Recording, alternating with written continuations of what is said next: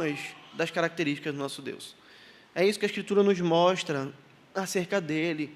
Esse Deus tão grandioso, esse Deus tão bom, que mesmo assim, mesmo sendo Ele o Criador de todas as coisas, não se envergonhou em se tornar homem. E quando eu estou falando isso, eu estou falando da pessoa do Filho. Você deve saber muito bem que a divindade, na divindade há 3 pessoas, o Pai, o Filho e o Espírito Santo. E o Pai decidiu enviar o seu Filho, e o Espírito Santo colocou no ventre da Virgem Maria. E o Filho de Deus, então, aquele que é o Alfa e o Ômega, também eterno, igual à majestade, em glória, em poder, se fez homem. Ele não se envergonhou em ser chamado de blasfemo. Ele não se envergonhou em ser cuspido, em ser humilhado publicamente. Jesus Cristo não se envergonhou em ser tratado como um criminoso. Ele não se envergonhou em ter se feito maldição em nosso lugar, porque é isso que é a morte de cruz. Ela nos diz, a palavra de Deus, que é maldito todo aquele que for pregado em um madeiro. E veja, Jesus foi pregado em um madeiro. Jesus se fez maldição no nosso lugar. Aquele que é a fonte de todas as bênçãos se fez maldição em nosso lugar e ele não se envergonhou. Ele não se envergonhou em ser xingado. Ele não se envergonhou em experimentar a própria morte. O nosso Cristo não teve vergonha de absolutamente nada. Nada o impediu de realizar a vontade do Pai. Antes, independentemente de tudo aquilo que as pessoas pensavam, diziam ou falavam, o Senhor Jesus obedeceu a tudo o que seu Pai mandou. Andou até a cruz como um cordeiro sem defeito e se entregou para nos perdoar. Se entregou para morrer em nosso lugar. Irmãos, quando nós olhamos para a realidade da obra do Senhor Jesus, quando nós olhamos para tudo aquilo que o nosso Cristo fez para obedecer a palavra de Deus e salvar os seus eleitos, nós devemos parar e nós devemos olhar também para nós mesmos. E nós devemos nos perguntar, que desculpa nós podemos dar quando nós nos envergonhamos das coisas do Senhor? Que desculpa eu e você podemos dar quando nós nos envergonhamos do Santo Evangelho? O que é que nós podemos dizer diante disso? Diante de um Cristo que não se envergonhou. Diante de um Cristo que pagou um preço tamanho em nosso lugar. Como já dizia o cântico, morri na cruz por ti. Que fazes tu por mim? Veja, foi isso que Cristo fez. Ele morreu na cruz por nós, mas o que é que nós estamos fazendo por Ele? Ele deu tudo aquilo que Ele tinha por nós. E o que é que nós temos dado pelo nosso Senhor? O que é que nós temos feito pelo nosso Senhor? Será que nós temos nos envergonhado desse próprio Deus? Desse Deus santo e bendito? Nós precisamos pensar isso, porque isso é muito sério. Nós vimos no último sermão do seminarista Melk, que se nós negarmos a Deus, Ele também nos negará. E ter vergonha do Senhor também é negar o Senhor. Fugir de argumentos também é negar a Deus. Porque quando nós fazemos isso, nós estamos dizendo, nós não cremos nesse Evangelho. Nós precisamos ficar calados. Nós preferimos dizer que nós não cremos. Nós preferimos nos omitirmos. O apóstolo Paulo escreve esse texto e ele nos dá uma instrução muito séria e muito preciosa. Ele vai nos mostrar que nós não podemos nos envergonhar desse Deus que morreu em nosso lugar. E é por isso que eu queria meditar nesse texto hoje com você, pensando sobre esse tema, sem vergonha do Evangelho. Sem vergonha do Evangelho. E nós vemos aqui algumas razões pelas quais nós não podemos nos envergonhar desse maravilhoso Evangelho. E a primeira delas, queridos, é que nós não podemos nos envergonhar desse Evangelho, porque esse Evangelho é o poder de Deus. É isso que o texto nos diz, no versículo 16. Pois não me envergonho. O apóstolo Paulo, um servo de Deus, falando isso. Não me envergonho do Evangelho, porque é o poder de Deus para a salvação de todo aquele que crê. Primeiro do judeu e também do grego. Anteriormente, nos versículos 13 a 15, Paulo falou que muitas vezes ele tinha se proposto a visitar os crentes em Roma, mas ele havia sido impedido. Ele disse que ele era devedor, tanto de gregos, como também de bárbaros, tanto de sábios, perceba, como também de ignorantes. Paulo está falando anteriormente o quê? Olha, eu sou devedor a todos os tipos de pessoas. E por que Paulo vai usar essa linguagem de que ele é devedor? Porque, veja, algo nos foi dado e que deve ser compartilhado. Algo foi concedido ao povo de Deus e esse algo que foi concedido deve ser dado a outras pessoas. E isso que nos foi dado é o Evangelho. Se nós não dividirmos o Evangelho com as pessoas que estão ao nosso redor, elas caminharão para o inferno. Elas morrerão nos seus delitos e nos seus pecados. Paulo compreendia então que pregar o Evangelho não era uma opção. Veja, pagar uma dívida não é uma opção. Quando você deve o cartão de crédito, você não vai dizer, eu pago se eu quiser, eu faço o que eu quiser.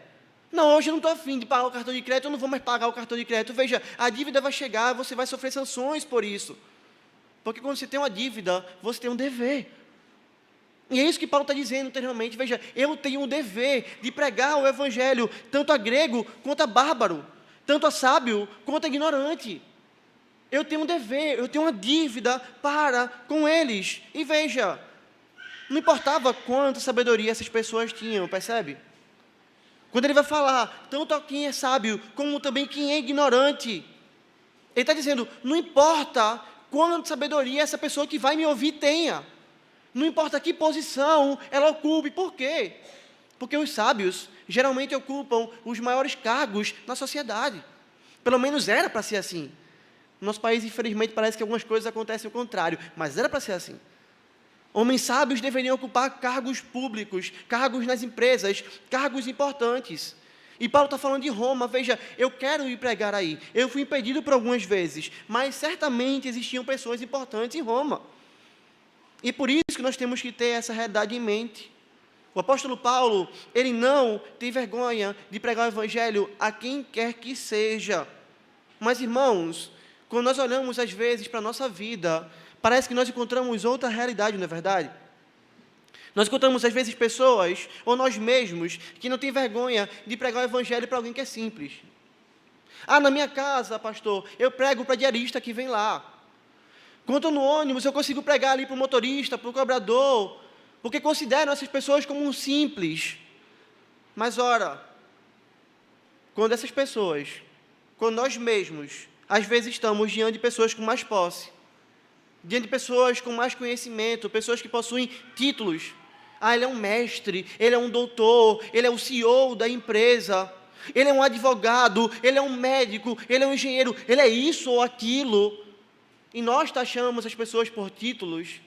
E nós dizemos, para ter chegado nessa posição, ele teve que estudar mais. E se ele está nessa posição, ele tem mais recursos financeiros também.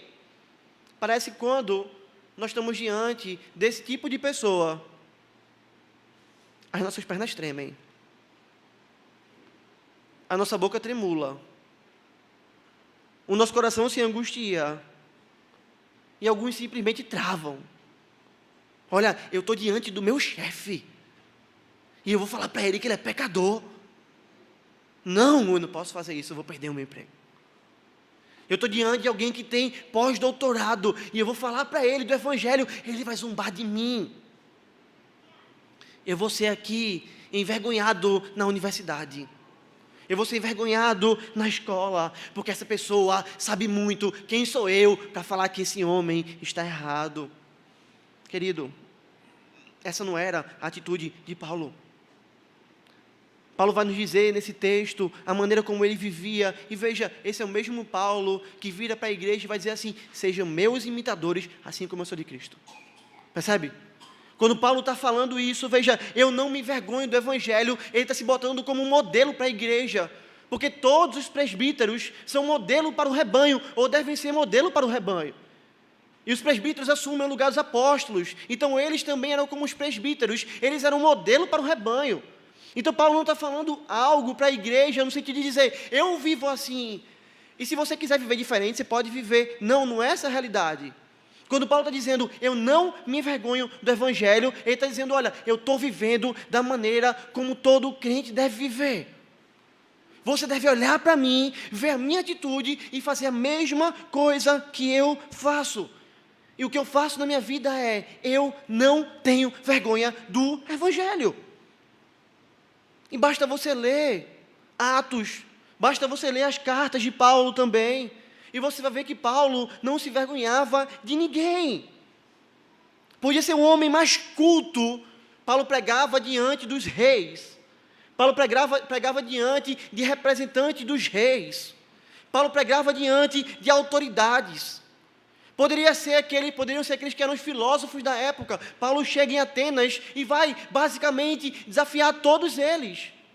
E não vai falar escondidinho, com vergonha, chamando um do lado, não. Paulo fala em praça pública, chamando a atenção dos filósofos que ali estavam para discutir. E ele vai dizer, olha, eu tenho uma mensagem para dar para vocês. Vocês esqueceram desse Deus daqui. O Deus verdadeiro é esse Deus desconhecido. E ele anuncia publicamente o Evangelho, sem nenhum tipo de vergonha, sem nenhum tipo de amarra, sem a boca tremer, sem ficar nervoso.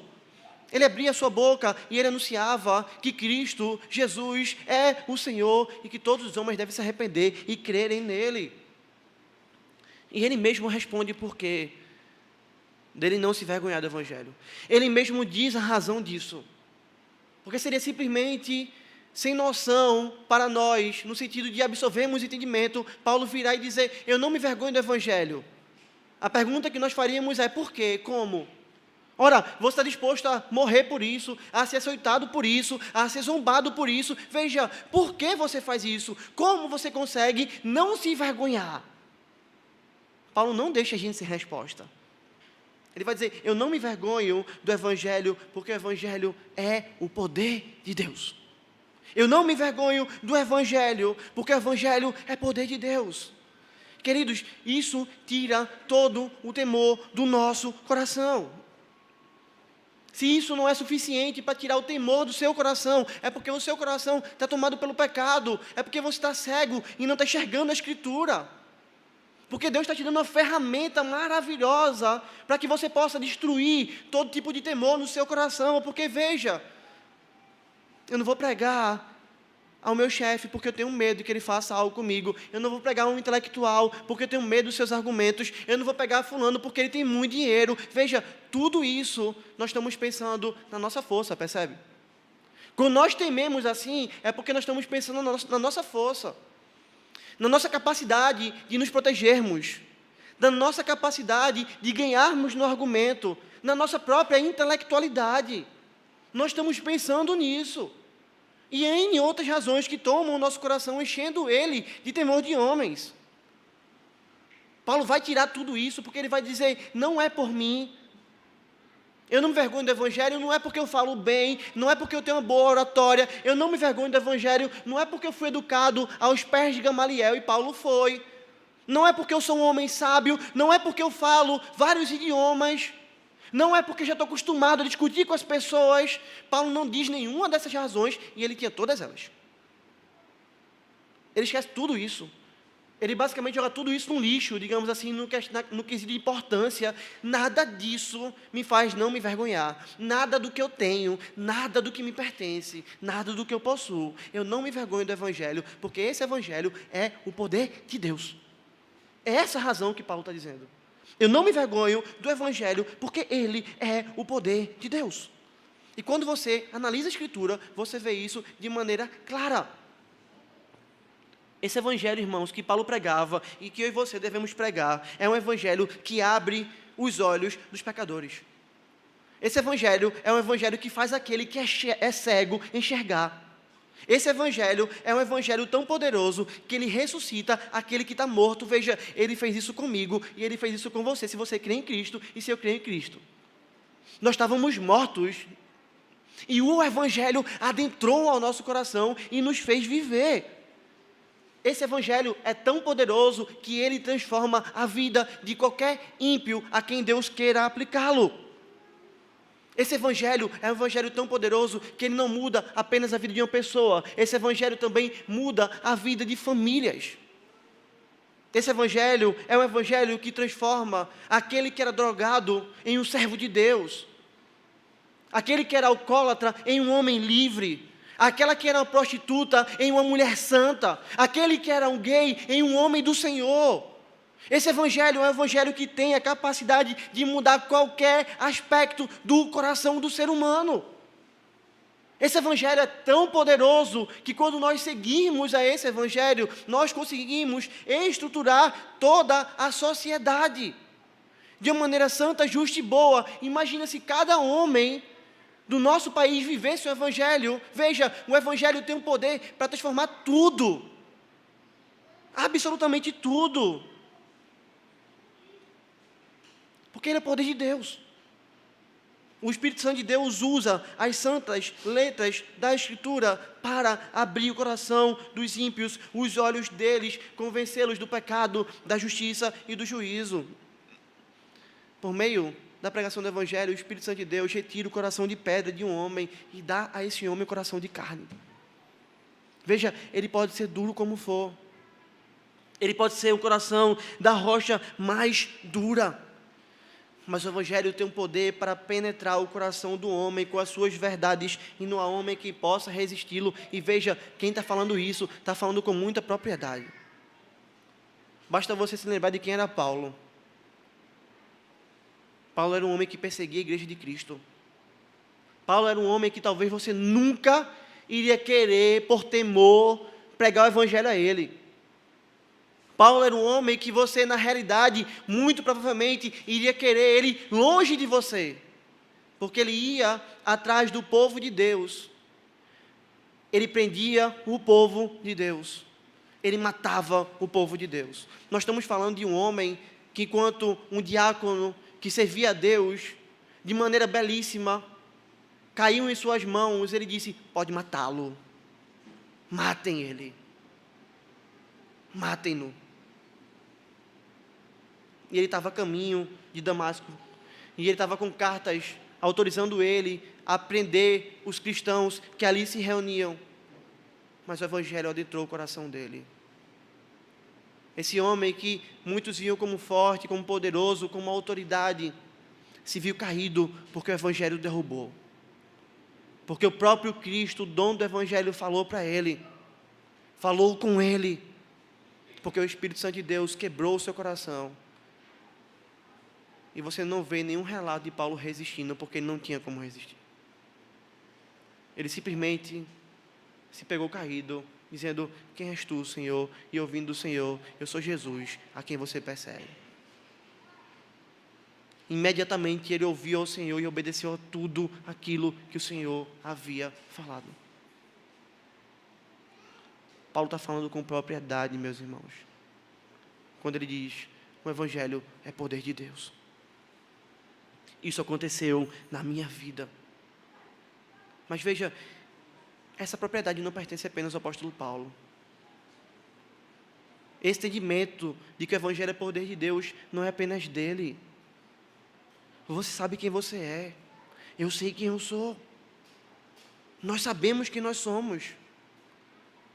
Nós sabemos o que nós pensamos, nós sabemos o que nós fazemos, nós sabemos o que nós falamos. Não há uma pessoa aqui que teria coragem de levantar sua mão e dizer: exponha todos os meus pensamentos no data show da igreja.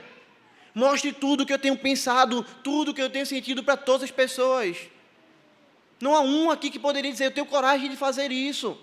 Porque nós sabemos quem nós somos. E nós somos maus, nós somos terríveis. Mas o Evangelho entrou no nosso coração e mudou a nossa vida, porque ele é poder de Deus. Se eu creio em Cristo hoje, se você crê em Cristo hoje, é porque o Evangelho é poder de Deus. É porque Deus o usou para nos salvar. Percebe essa realidade? É poder de Deus. Ele traz salvação, como Paulo vai dizer, a todo o que crê. E a fé não vem de nós. O próprio Paulo vai dizer isso em Efésios. Pela graça somos salvos, mediante a fé. E isso não vem de vós, é dom de Deus.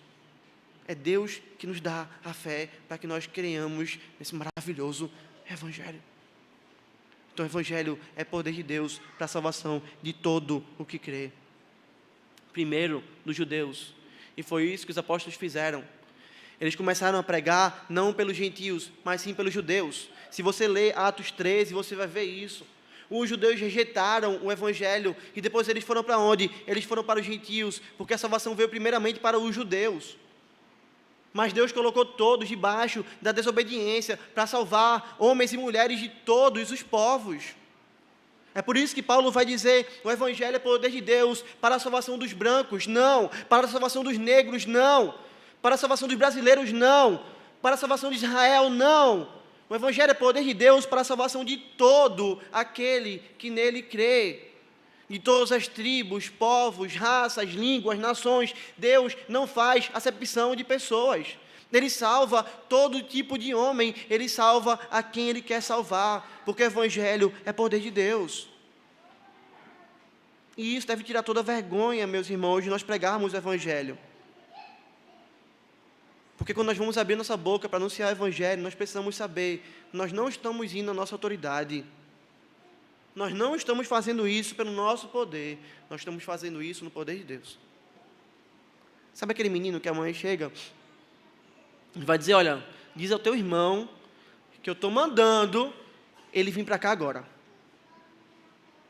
Aí o menino vai lá, todo cheio de autoridade, não é verdade? Fala, ó, para casa. Por quê? Porque tu queres? Não, porque mamãe mandou. Porque mamãe mandou. Ora, se fosse porque aquele próprio menino queria, o irmão ia olhar para ele e dizer assim, eu? Tu não manda em mim? Quem é tu para mandar ir para casa? Mas quando ele vira e vai dizer, porque mamãe mandou,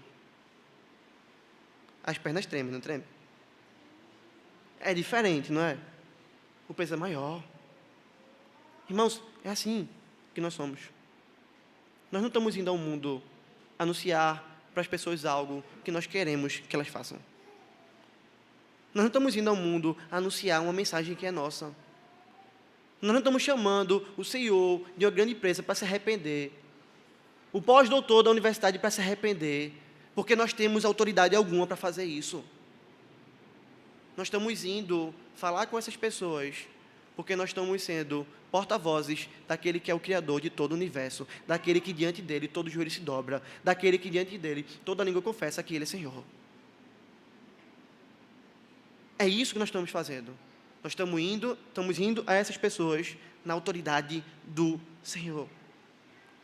Nós estamos falando um evangelho que é poder de Deus. Nós temos a única ferramenta que pode trazer vida aos homens, ainda que eles sejam os mais ímpios. Nós temos o evangelho para pregarmos esse evangelho que é poder de Deus.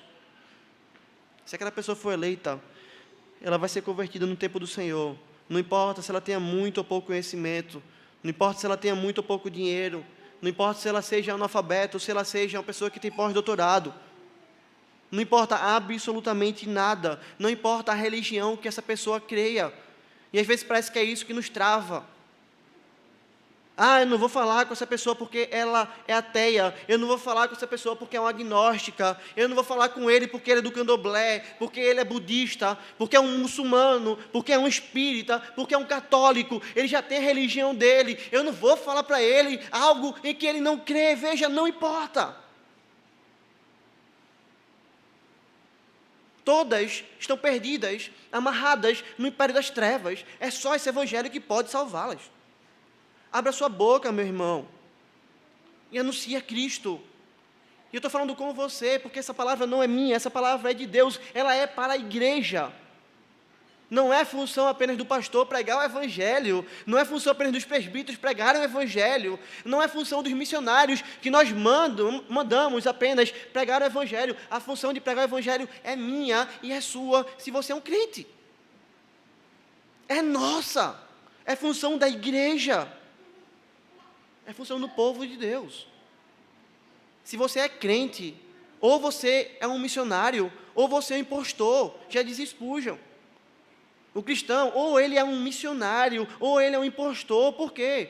Ou ele é um agente do Senhor, ou ele não é um servo de Deus. Talvez você possa virar e dizer, pastor, isso é muito sério. Eu não combato Deus, eu não falo mal de Deus. Eu venho na igreja, o que eu estou fazendo é só não pregar o evangelho. Você já leu o que Jesus falou? Aquele que comigo não ajunta, espalha. Se você não está juntando, se você não está trabalhando no reino, em prol da pregação do evangelho, você está espalhando. Só estou caladinho no meu canto, não faço mal a ninguém, não, você está fazendo mal a alguém.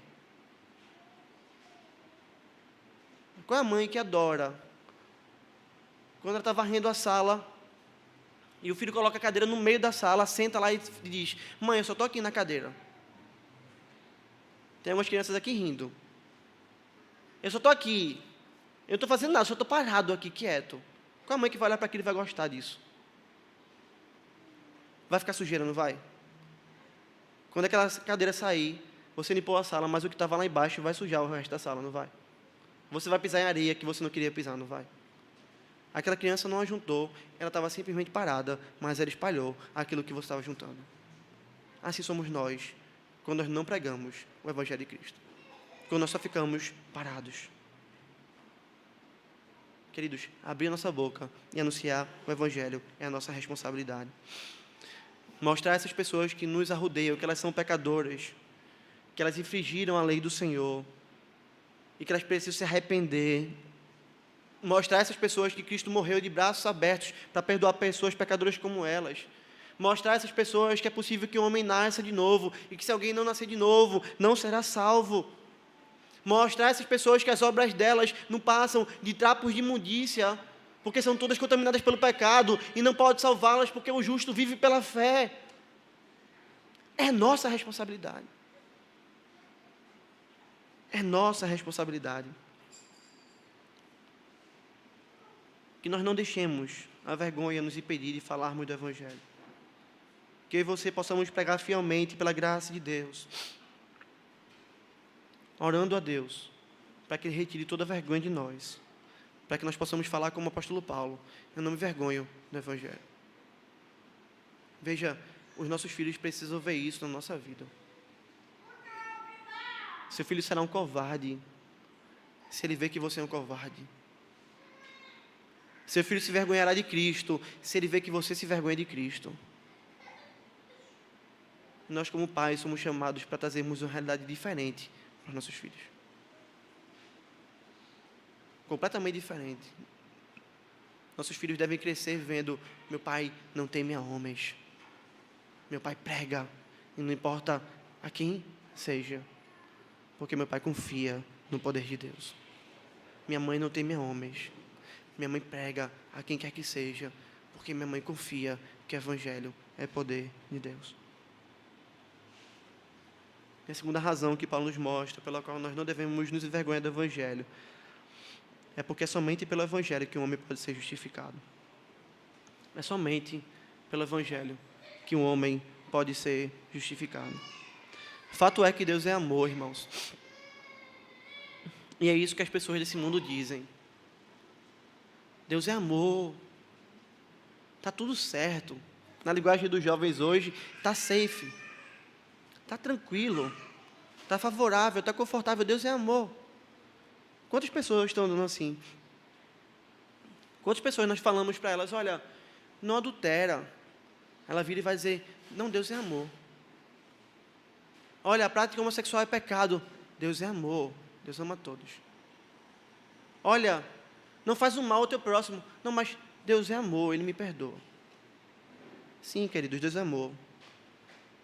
Mas assim como Ele é amor, Ele é justiça. E não há amor maior do que justiça, nem justiça maior do que amor, porque Deus é perfeito. O amor de Deus está intimamente ligado à justiça de Deus, porque senão Ele não seria amor, senão Ele não nos amaria. O que é que você diria de um juiz que, tendo você matado a mãe de uma pessoa e ido ao tribunal, ele vai virar para você e vai dizer: olha, você não vai ser preso porque eu te amo.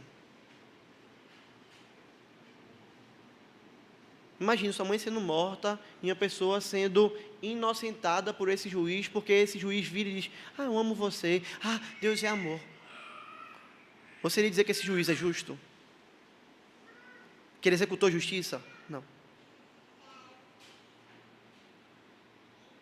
Esse amor é verdadeiro? Não. Porque ele está amando aquela pessoa, mas ele não está amando você que teve sua mãe morta. Deus é amor, mas ele é justiça. E quando o homem caiu em pecado, todos, sem exceção, ficaram sob a ira dele. Todos os homens merecem receber a justiça de Deus. Todos os homens merecem o salário do pecado, e o salário do pecado é a morte. É isso que todo ser humano merece. O inferno, meus irmãos, ele existe, ele é real. E ele é o local da ira de Deus. O inferno deveria ser o local de todos os pecadores, inclusive o meu lugar e o seu lugar. Deveria existir uma cadeirinha lá separada para mim e para você. Para toda a eternidade de sofrimento. Porque nós merecíamos a justiça de Deus. Mas por ser amor, ele não nos livra dizendo assim, eu te amo e acabou-se. Não. Ele sabe que a dívida deveria ser paga. Ele sabe que o peso do pecado deveria ser resolvido. E ele viu seu filho para morrer no nosso lugar. Ele pune o seu filho. Nós merecíamos a morte, ele mata o seu filho. Nós merecíamos estar distante de Deus, e nós ouvimos o seu filho dizendo, Deus meu, por que me desamparasse? Ele deixa seu filho desamparado, para que nós não fôssemos desamparados também. Ele pune Cristo, derramando nele toda a sua ira, para que a justiça seja satisfeita, para que nós pudéssemos ser perdoados. Nosso Cristo se apresenta diante de Deus como quem diz, Pai, ele merece morrer, mas eu quero morrer no lugar.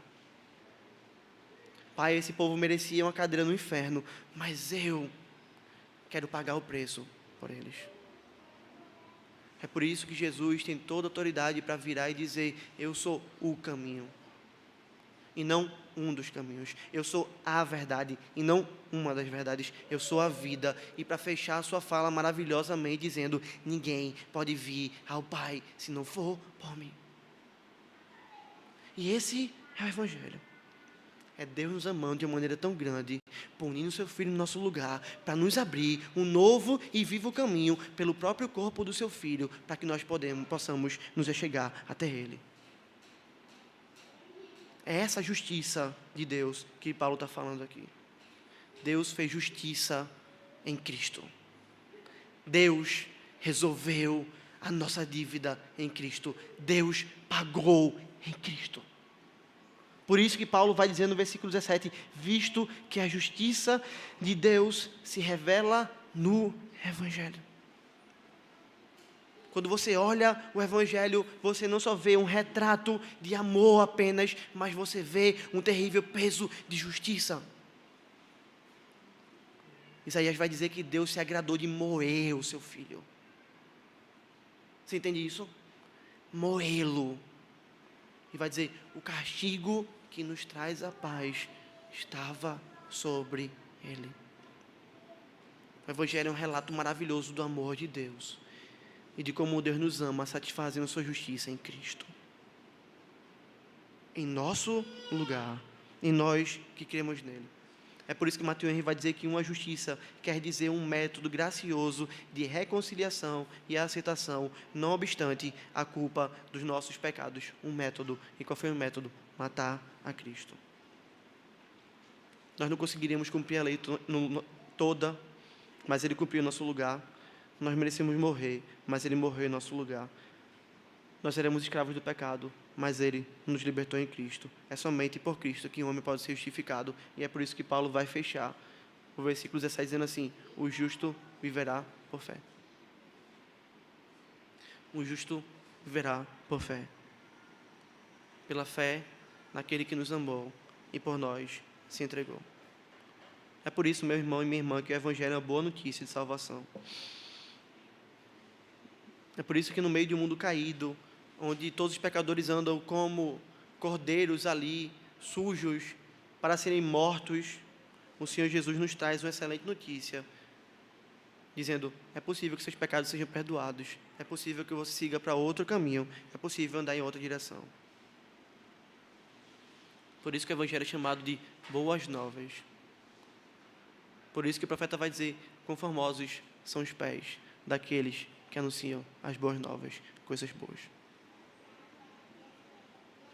Você já teve uma situação em que você estava com um parente enfermo no hospital e tudo o que você esperava era a chegada de outro parente seu trazendo uma boa notícia? Olha, está melhor, foi curado. É assim o evangelho. É essa a expectativa.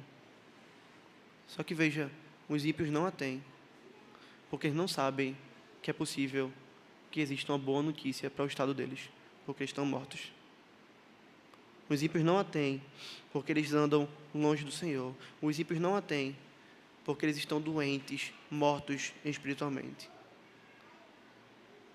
E nós somos o único povo que tem um único remédio que pode ressuscitar um morto. Eu e você somos o único povo que tem um único remédio que pode trazer vida àquele que está morto. E esse é o evangelho. E esse é o evangelho. E nós não podemos nos recusar a oferecer isso para as pessoas. Mas muitas vezes nós temos feito isso. Olha, o que é que você diria de alguém que tem um remédio para o Covid e você tem um parente entubado na UTI e essa pessoa vira para você e vai dizer: olha, eu não vou levar um remédio aí, porque eu preciso assistir a série que eu tanto gosto. O que é que você diria para uma pessoa que tem esse remédio e que ela vai virar para você e vai dizer: olha, eu não vou levar o remédio aí porque você mora muito longe de mim. Eu não vou levar o remédio aí porque eu tenho muitas coisas para resolver na minha vida. Eu não vou levar o remédio porque eu não tenho tempo. Eu não vou levar o remédio porque eu simplesmente não quero. Ou se ela virasse para você e dissesse: eu não vou levar o remédio porque eu tenho vergonha.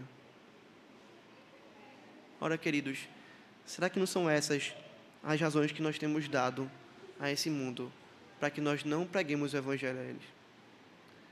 Se você parar hoje e se examinar, se você parar hoje e checar o seu coração, se você parar hoje e checar a sua vida e analisar a sua vida, você pode dizer que você tem, de fato, pregado o evangelho como você deveria pregar. Eu não estou falando que você obrigatoriamente precisa ser um missionário, talvez Deus chame para isso até, para fora, um missionário que vai para longe.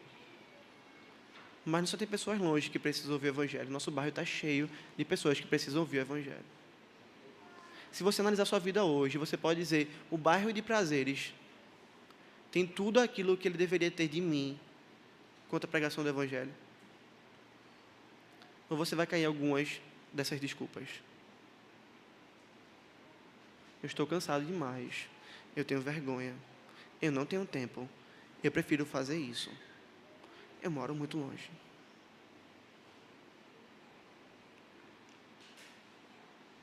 Queridos, se nós fazemos isso, nós precisamos saber que há sangue nas nossas mãos. E quem está falando isso não sou eu. Se você ler o livro de Ezequiel, você vai ver essa realidade.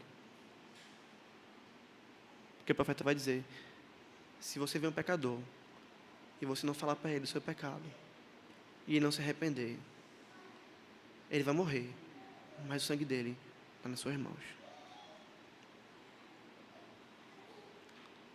Deus nos chama para uma realidade completamente diferente. Deus nos chama para irmos aos corações que estão aflitos, a corações que possuem um vazio dentro deles do tamanho de Deus, que só Deus pode cumprir, que só Deus pode suprir. Deus nos chama para anunciar o evangelho a essas pessoas. Deus nos chama para anunciar o evangelho a crianças que estão crescendo e que vão ter a sua vida distante de Deus, que vão colher diversos frutos do seu pecado. Deus nos chama a irmos ao leito dos idosos que caminham para o leito da morte eterna, porque não conhecem a Cristo. Deus nos chama a entrarmos nessas casas e pregarmos o evangelho a eles. Irmãos, Deus nos chama para irmos aos índios e pregarmos o evangelho a eles. Deus nos chama para irmos aos muçulmanos e anunciarmos o evangelho a eles. Deus nos chama para irmos às nações e anunciarmos o evangelho a eles. Não há como nós negligenciarmos essa missão. Não há como. E nós vamos sair para essa missão debaixo do poder de Deus. Debaixo do poder do Senhor. Nós precisamos sair daqui incomodados hoje. Sabe por quê? Porque nós já estamos acomodados demais.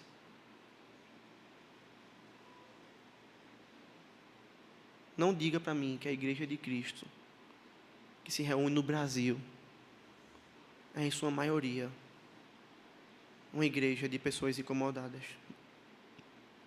Porque muitas vezes o que nós vemos é uma realidade de pessoas tremendamente acomodadas.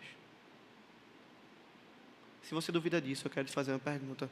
Quantas pessoas você conhece que você nunca falou de Cristo a elas? Não estou falando da Ásia, eu estou falando de pessoas ao seu redor. O seu vizinho, o porteiro da sua empresa, do seu prédio. Quantas pessoas nós conhecemos e que nós sabemos, nós nunca falamos de Cristo a essas pessoas? Será que uma mão é suficiente para contar? Será que duas é suficiente? Será que você pegar os dedos dos pés vai ser suficiente? Ou você precisa de uma calculadora? Isso é uma desgraça para nós. Estamos negando uma palavra que pode salvar pecadores. Pessoas que estão indo para o inferno se ouvirem desse evangelho.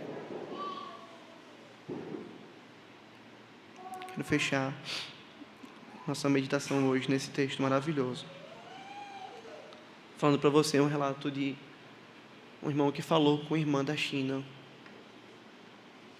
falando que se preocupava com esses irmãos da China, porque eles estavam sendo tolhidos da pregação do evangelho, porque eles estavam presos. E essa irmã virou e disse: eu não me preocupo com a China, eu me preocupo com o Brasil. Porque mesmo com todas as sanções que nos tem dado, o evangelho não está preso. Nós temos o pregado. Mas o que eu tenho ouvido do Brasil é que mesmo com tanta liberdade, as pessoas estão presas na tecnologia, no lazer, nas viagens, nos seus afazeres. E o evangelho não está sendo anunciado como deveria. Irmãos, eu não me envergonho do evangelho, porque o evangelho é poder de Deus para a salvação de todo aquele que crê. Ou isso vira uma realidade na nossa vida, ou a gente está perdendo a nossa vida. Nossos filhos devem ser criados para serem missionários fiéis do Senhor e não para terem grandes profissões. A nossa vida tem que ser oferecida como sacrifício vivo, santo e agradável a Deus. O nosso desejo deveria ser como o do profeta: eis-me aqui, Senhor, envia-me a mim.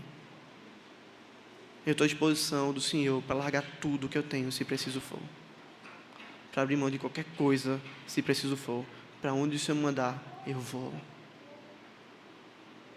Isso não é demagogia. Isso é bíblico.